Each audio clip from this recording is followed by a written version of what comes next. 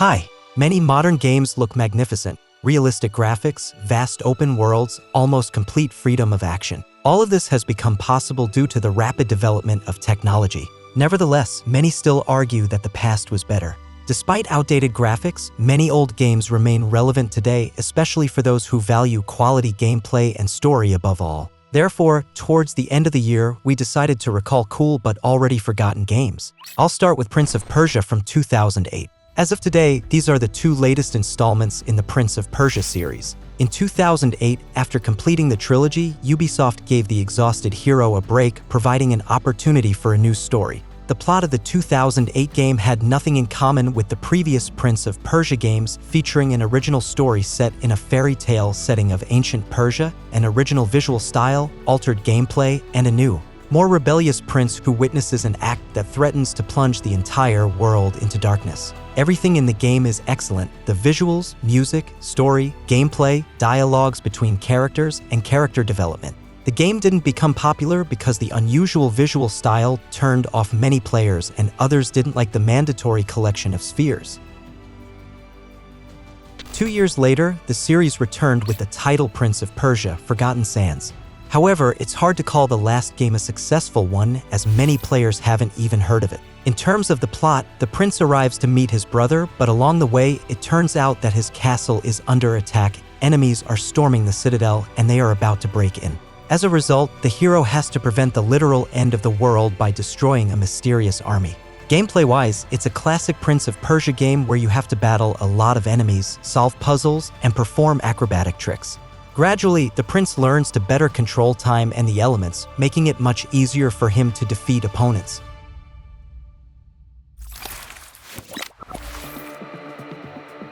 Lord of the Rings: Conquest, a third-person action game where you can participate in the famous battle for Middle-earth. The game features 2 campaigns for both evil and good. Additionally, there is a 4-player cooperative mode for campaign play and a full-fledged online mode that allows up to 16 players on the battlefield, though achieving this today might be challenging. Players can take on the role of their favorite positive or negative characters from the armies of Rohan, Mordor, Gondor, or Isengard. This could include Aragorn, Gandalf, Balrog, or even Sauron. Players also have the option to control less significant characters such as wargs, olipants, or giant cave trolls. The maps support up to 150 units simultaneously. Engaging in battles, players can utilize catapults and ballistae. It's also possible to traverse the battlefield using various ground and airborne creatures.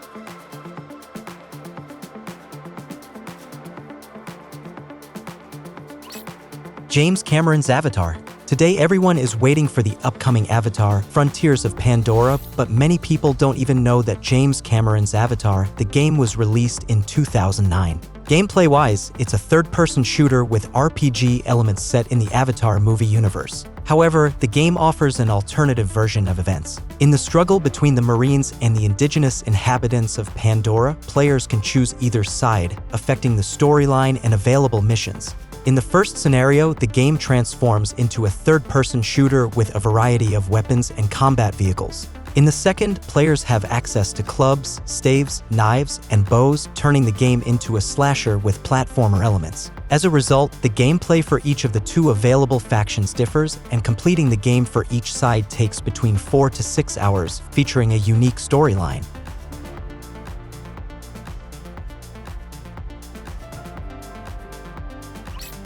Castlevania: Lords of Shadow. This is a slasher that tells the tale of a warrior of light battling the forces of darkness. The story unfolds in a fantasy medieval setting with vampires, werewolves, and other monsters. The main character is a member of a special brotherhood dedicated to protecting the world from various supernatural forces. The project features an intriguing, lengthy plot with numerous unexpected twists, an excellent combat system, and decent puzzles. If you enjoy games like God of War and are in search of a solid slasher, this is exactly what you need.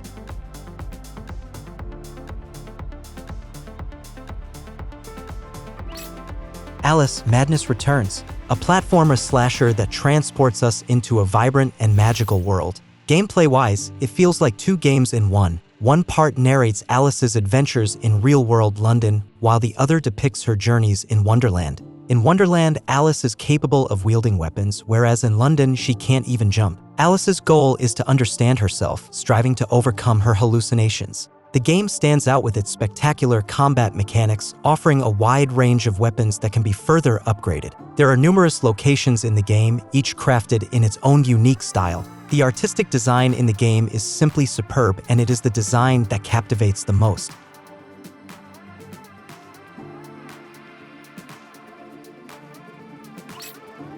Aliens vs. Predator, an adventure action game set 30 years after the events of the movie Aliens. On a remote planet, a group of miners stumbles upon a strange pyramid. Attempting to enter the extraterrestrial structure, they awaken a xenomorph that was inside. Meanwhile, an ancient race of space hunters receives a distress signal and dispatches a squad for reconnaissance. The plot consists of 3 campaigns with the storylines of characters intersecting. Players can take on the roles of an alien, a predator, or a human marine. Gameplay for the Space Marines is akin to a typical shooter. Campaigns for the alien and predator significantly differ. Aliens rely on their speed and ability to move in all directions, while predators use advanced technology. The game also features a multiplayer mode.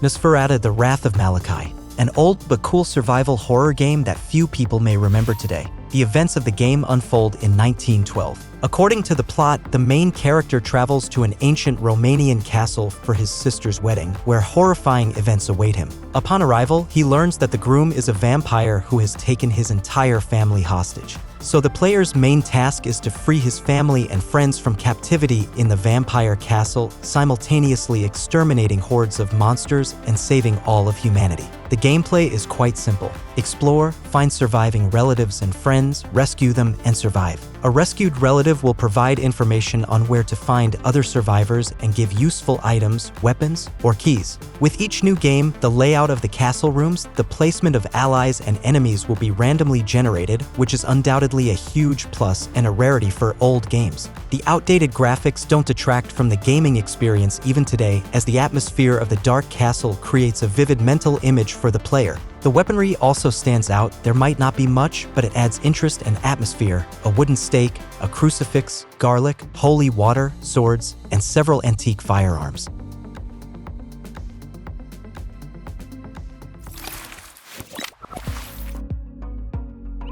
Collapse, a third-person shooter with elements of a slasher and a compelling plot. In 2013, an anomalous zone formed in the heart of Europe where people began to go insane and disappear without a trace. As the zone expanded and monsters emerged from it, authorities declared a quarantine, erecting a high wall around the area. People who couldn't evacuate from the zone began to settle its territories, building small settlements and forming clans led by lords. The protagonist, the last of the lords raised in the zone, is trying to uncover the reasons behind his father's death, which occurred under mysterious circumstances.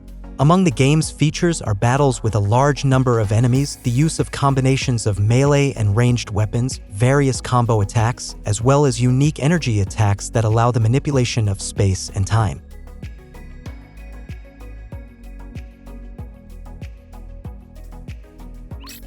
ScarFace. The game is inspired by the famous movie ScarFace and serves as its alternative sequel. The game's plot picks up where the film concludes. The protagonist survives and is forced into hiding, witnessing the collapse of his criminal empire. After regaining strength and healing wounds, driven by a desire for revenge, he emerges from the shadows to reclaim his former glory. One notable feature of the game is that players must fill a reputation gauge. A lack of respect restricts access to storyline missions.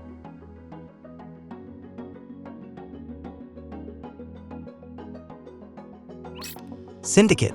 Fantasy first-person shooter with meticulous attention to the shooting mechanics, the weight of weapons, recoil, enemy reactions to hits, gunshot sounds, and bullet spread. It's a rare case where shooting in the game is enjoyable in itself, regardless of the weapon or target. In Syndicate, there are also beautiful levels and intelligent enemies. All enemies have special implants in their heads that can be hacked right in the midst of a firefight, making them shoot their own allies or themselves. The enemies attack in groups, regroup, form squads, surround, and attack from flanks. The excellent gameplay is complemented by a decent cyberpunk storyline. Additionally, the game features an outstanding cooperative mode for up to 4 players, with enhanced weapon upgrades and customization.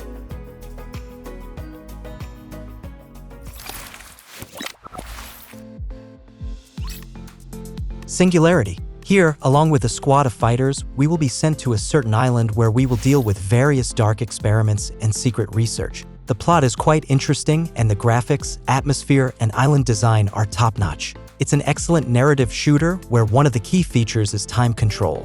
You can gain telekinetic abilities, create entire zones where time stands still, and the most interesting part is that you can move objects and even living beings directly through time with just a press of a button. You can age or rejuvenate an object or rapidly age an opponent, turning them into a pile of bones. There is also a solid selection of weapons. Here, you have a sniper rifle with guided bullets, a needle gun whose needles explode upon hitting the target, and a grenade launcher with remotely controlled grenades.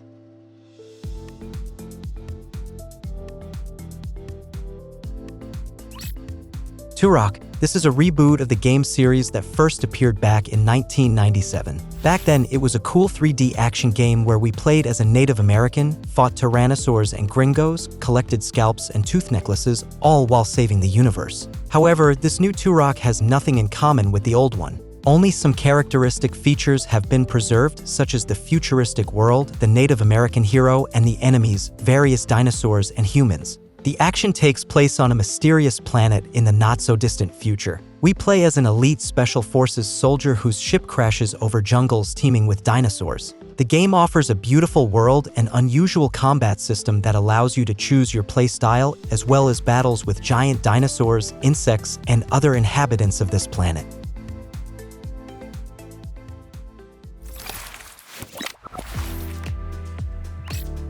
I Am Alive. A dark third-person adventure action game with parkour elements set in the semi-destroyed city of Chicago after a powerful earthquake. Many residents were buried alive and the survivors degraded into bandits and marauders. The main character is an ordinary office worker who miraculously survived and now desperately wants to find out the fate of his family. Players must navigate through the city's ruins, scavenge valuable items, and search for food, water, and medicine while completing various quest objectives and aiding other survivors. The primary adversaries are the marauders, and combat against them can involve the use of both melee and ranged weapons. However, engaging in a firefight is not mandatory. Players can attempt to aim and intimidate the bandits without firing a shot. Ammunition is scarce, and if it runs out, the opponent won't be certain of it, allowing for bluffing strategies.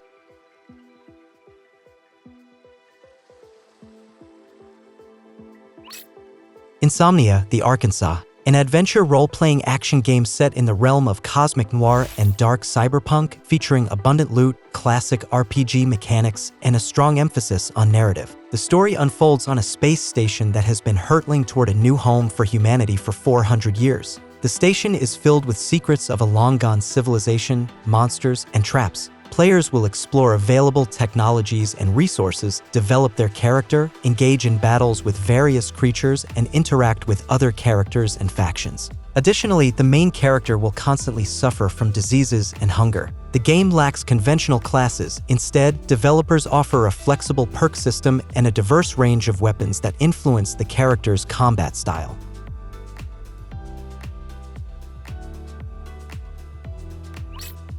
Enslaved, Odyssey to the West. A third-person adventure action game set in a world left in ruins after a prolonged war. Humanity is nearly obliterated, and those who survived are pursued by combat robots controlled by unknown forces. The player takes on the role of Monkey, a strong fighter and survival specialist accustomed to destroying enemy mechanisms. He encounters a hacker girl determined to get home at any cost, and together they navigate through the challenges of the post-apocalyptic world. The gameplay consists of action sequences interspersed with battles against robots, solving puzzles, and classic platforming. The player must constantly interact with the girl, completing various tasks. Throughout the game, health can be upgraded, defense increased, and new combat techniques learned. The project features excellent visuals and a unique end-of-the-world atmosphere.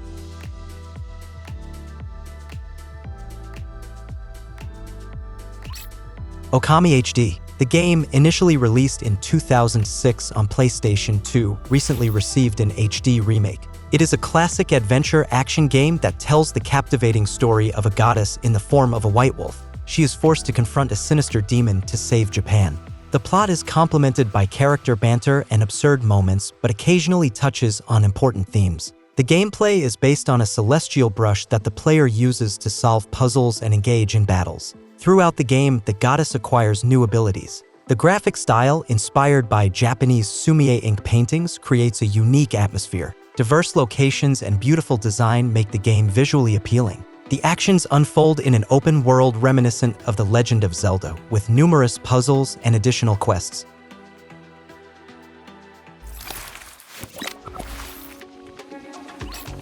Game of Thrones.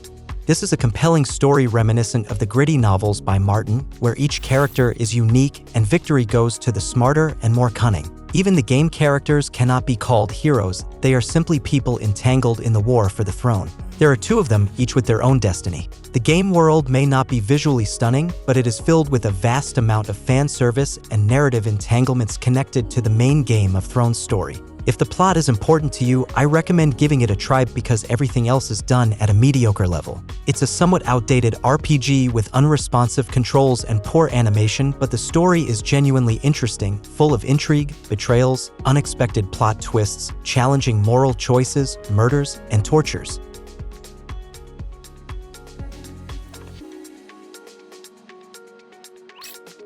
Alone in the Dark. This marks the beginning of the survival horror genre. The game had all the potential to become one of the best in the genre, but instead it dug a grave for the developers. The plot revolves around the protagonist who has lost his memory only to discover that he is over 100 years old and some mystical force subjugates people, turning them into terrifying monsters. The story is cliched and fairly primitive. However, the developers implemented many unique ideas, such as breaking the narrative into episodes with the option to skip certain segments as if fast-forwarding through a series. There's the ability to interact with the environment, crafting, and a variety of options for interacting with fire.